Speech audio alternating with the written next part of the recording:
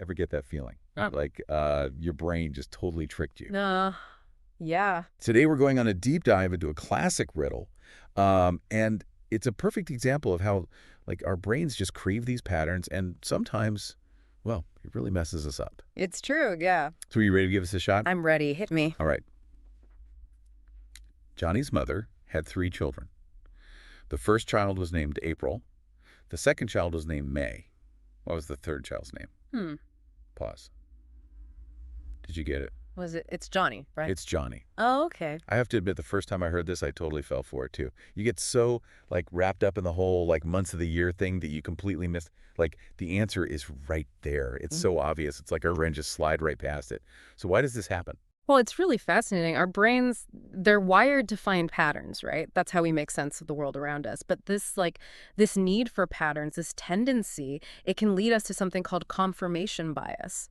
So we hear April, May, our brains like jump ahead, right? Looking for June and completely overlook the information that's right there in the question. It's true. We just, like, want it to fit into this neat little box. And as you were saying, this goes way beyond just, like, silly riddles. So tell us about how this confirmation bias thing, how it affects us every day. Oh, absolutely. Think about like reading a news article, right? Yeah. If we already have like a strong opinion about, whatever the topic is, we're much more likely to agree with points that already support what we believe. Right. And we dismiss anything that might contradict it, even if the evidence is like right there, it's strong. Yeah, even if the other side has a really good point. Exactly. Or imagine you're driving and you're completely convinced that, like the best way to get somewhere, Yeah. even when your GPS is like, nope, wrong way. Make a U-turn. Exactly.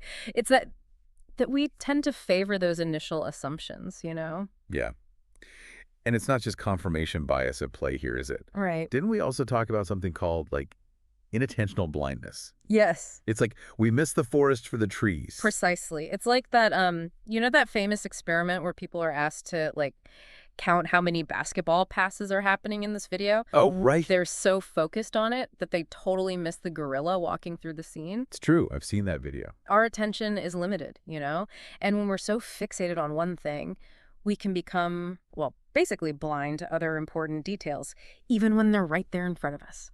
That's honestly kind of scary. Makes you wonder what else we're missing all the time. So what can we do about it?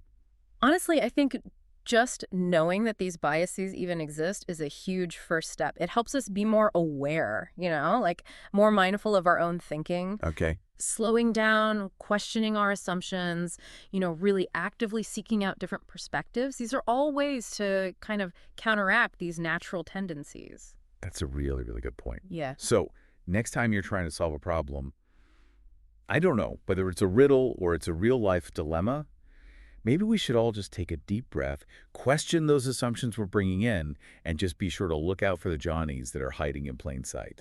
That's a good way to put it. Thanks for joining us on this deep dive, everybody. Thanks for having me.